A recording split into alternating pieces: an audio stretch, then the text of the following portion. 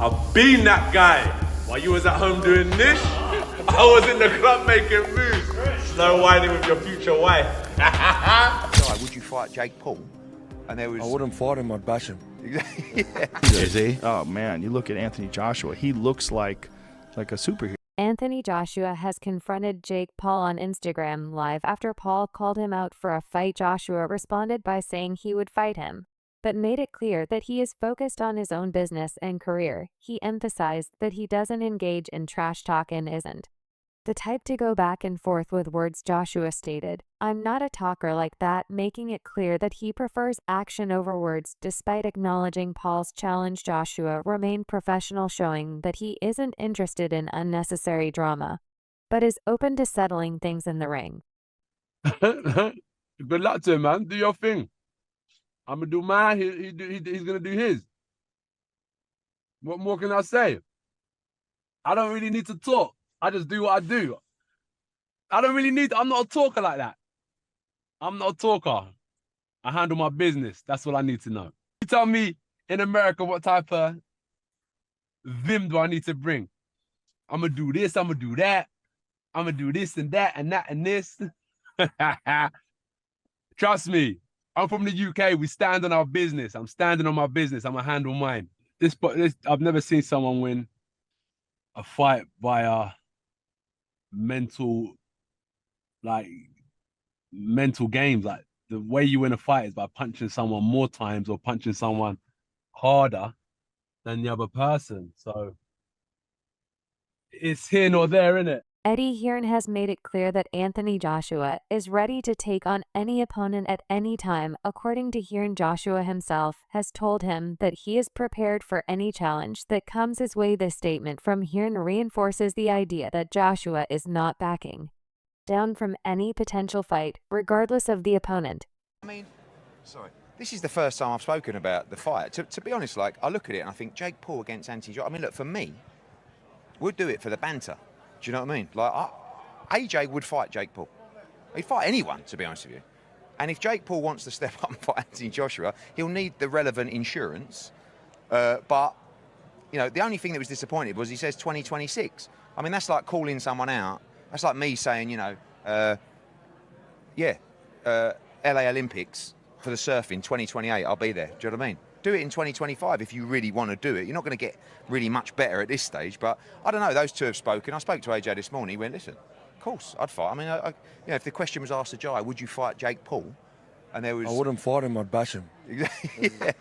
But he might do it. He might just... Hearn has also emphasized that stepping into the ring with Joshua is a dangerous move. He mentioned that if someone wants to fight Joshua, they would need insurance, first highlighting the level of risk involved. Joshua's sheer power and skill make him a formidable opponent, and anyone considering a fight with him must be fully prepared for a tough battle. Hearn responding to Jake Paul's call out of Anthony Joshua by stating this. He states, Joshua would fight anyone anytime, but warn Paul about the risk. If Jake Paul wants to step up and fight Anthony Joshua, he'll need the relevant insurance. And let me counterpunch. Eddie Hearn responding to this just confirms that this fight could actually happen. Because, you know, Eddie pretty much, you know, calls the shots. He makes the play. You know, Anthony Joshua's interested. Now, Eddie Hearn is stating that he's interested. So that means, you know, hey, why not wait? Why wait to 26? Why not this year in 25? And that means that he is very comfortable with putting Anthony Joshua in there with Jake Paul. And if I was Eddie Hearn, people, counterpunching this statement, I would too. Because this is, to me, again, like I've told you guys before, when Jake Paul called out Anthony Joshua, I think he overstepped himself. While Eddie Hearn has shown eagerness for a fight, he has also pointed out that Jake Paul often creates messy situations regarding money. However, despite their past controversies, Hearn seems willing to overlook those issues because Paul is offering a substantial amount of money for a potential fight with Joshua. This financial incentive appears to be a major factor in Hearn's willingness to entertain the idea. You know what I'm saying? I just seen Eddie on camera say, "Look, man, business is business. Business is booming. Nigga, if I'm in third place and I'm getting paid all this, nigga, fuck it. You know what I'm saying? Third place it is. Y'all tripping off this shit, not me. I'm good. And Matchroom is motherfucking eating. And Matchroom eating. I'm doing good and Matchroom is eating. So shit. But it seemed like he was butthurt when he said it because his voice was still cracking like he was gonna cry when he said it. You know what I'm saying? So why wouldn't Jake Paul reach out to Eddie? Hey, man, look, man, we could draw up a deal, man. We could draw up a deal and I'll give you 50 million too. You know what I'm saying? I can give you 50 million for AJ. But hold on. So you made me just think about something. Salute to my boy Brent Fox coming through. If Eddie Hearn does this with Anthony Joshua and Jake Paul, would that be like the ultimate betrayal from Eddie? Or is it all like fair game? Jake Paul has criticized Eddie Hearn, calling him two-faced and claiming that Hearn acts friendly in public, but behaves differently behind the scenes. Paul's relationship with boxing promoters has been complicated, and his latest comments reflect his tendency to speak openly about his experiences. This adds another layer of drama to the ongoing discussions about a possible fight. And of course, Eddie Hearn is already preparing his excuse. Dude, he's preparing it. Yeah, that's what he does. He's a weasel. He's a snake. Snake guy right there. What do you mean he's a weasel? Man, I don't even know where to begin with him, but he's very two-faced. You know, I think off camera, he's like on your side, like, man, you do well, I love what you're doing actually, and like I really respect it, and blah blah blah, and you're gonna take this a long way. And then the cameras come on and he's like, you're not that good, da da da, saying all so he's this selling. Stuff. He's It's selling. like a backhand. It's like a backhanded compliment. Yeah. Or a backhanded diss. Like the way he words it and shit. He's like, oh, you're average. Well, average isn't that bad. Well, Eddie, what if I called your wife average? You know what I'm saying? Like. Anthony Joshua has already proven himself by facing some of the best boxing fighters, including Alexander Usyk. Usyk, known for his exceptional technical skill, managed to defeat Joshua twice. These fights tested Joshua's resilience and determination, showing that he is willing to face top-tier opponents without hesitation once the belts were finally out of my possession, which I was expecting to win. It just kind of tore me apart, and that's raw emotion live on your screen. Obviously, looking back, could I have dealt with things better? Yeah, of course. But at the time, that wasn't the priority. It was just outpour of emotion. There are so many athletes we're seeing across gymnastics, cricket, rugby and football that have taken time out of their sport to deal with their mental health before coming back in. Did you at any point in that period think, I need to take an extended break away from boxing before coming back in? It wasn't the fact I needed to take a break. You know what it was? I actually watched a lot of like fighters, they've taken time out of the game for those reasons as well. And I think, okay, if they've done it, I should be doing it. But I got to look at myself as an individual. And what it is, I feel like if I take time out, I'm letting everyone catch up. And I want to be ahead of the game. Joe Rogan has long admired Anthony Joshua's impressive physique. He has commented on Joshua's superhero-like build and incredible strength inside the ring. Joshua's disciplined training and athleticism make him stand out among other boxers, and Rogan believes that his physical capabilities contribute significantly to his success. Like boxers today, if you look at like Anthony Joshua, who's the heavyweight champion of the world now. Is he? You look at him, yeah. He's a English fellow. He's a tank. I mean, Is he? Oh man, you look at Anthony Joshua. He looks like a superhero. Do those guys have as much stamina as these guys do, though? Oh yeah, they do today. They did? Yeah, because the conditioning methods that they have today are just so superior. They understand rest and recovery, and they monitor your heart rate, and you know they're monitoring lactic acid buildup. And in a recent episode of his podcast, Joe Rogan humorously speculated about Jake Paul's plan to fight Joshua in 2026. Rogan joked that the long timeline might be because Paul wants time to put on all the steroids before stepping into the ring with a former heavyweight champion. This playful remark reflects skepticism about whether Paul is genuinely preparing for such a big fight.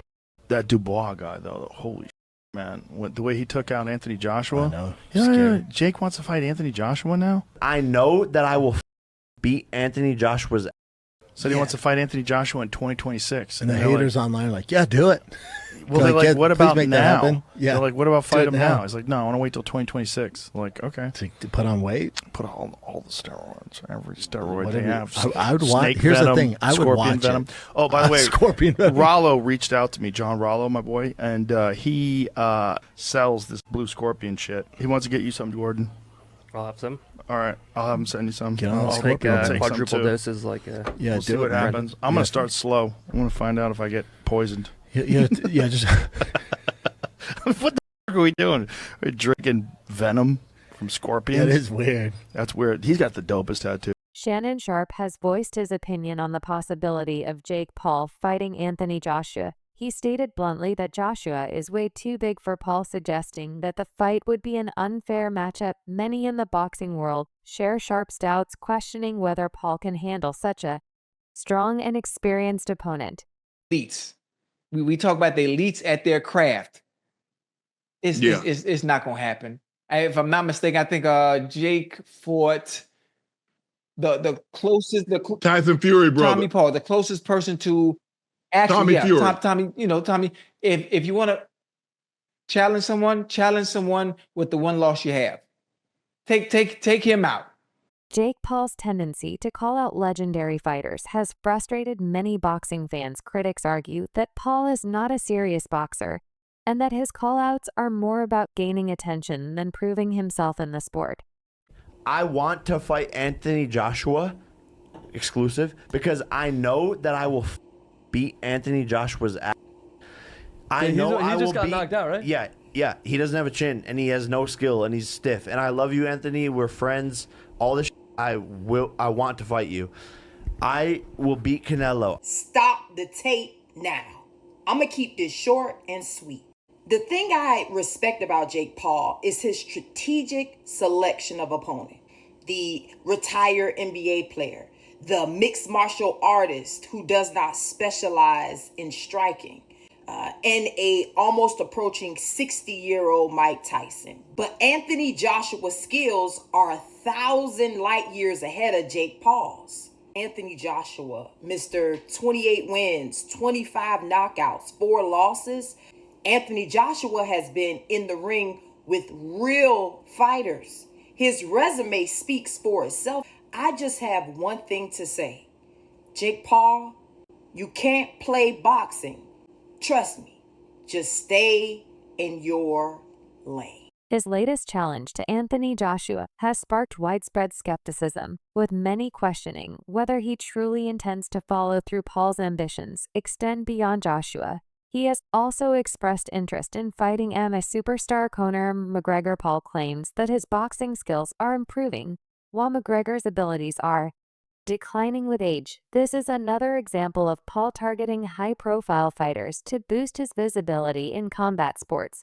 McGregor's done. I think he has to come back and fight, but he needs to win. Will he fight you? I don't think he will. I think my skill level is outgrowing his in boxing, and I have the height advantage. He can't beat me, and I think he probably knows that. And time, he's only getting older, and I'm only getting better. Jake Paul has also mentioned wanting to fight Tank Davis. However, there is a significant weight difference between the two fighters. Davis is a lightweight, while Paul competes at a much heavier weight class. If Paul were to take on Davis, he would need to cut a considerable amount of weight, which could complicate his ability to move back up in size to face Joshua later.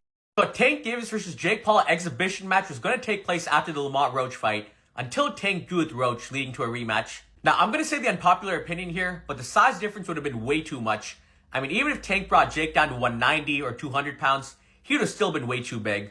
I mean, no matter how good a lightweight is, they would have almost no chance against a cruiserweight or heavyweight ranked top 200 in his division. And I'm sure people are going to bring up Floyd Mayweather versus Logan Paul, but Logan is just not a good boxer relative to Jake. Jake's been training for a couple years, he's had over 10 pro fights, and Mayweather was also junior middleweight in this fight, not a lightweight like Tank. But that being said, I'm glad Tank and Jake isn't happening. You know, it would have been a fun spectacle, but I'm not the biggest fan of the exhibition stuff. And instead now Tank and Roach will be rematching in June. You know, the first fight did a little over 260,000 pay-per-view buys, which isn't bad in this market. Roach absolutely deserves a second fight, so I do think the rematch will do far more numbers. And as for Jake, I want to see him fight big-name boxers around his weight class. You know, the Tommy Fury rematch, for example, he's undefeated. The first fight did a little over 800,000 pay-per-view buys.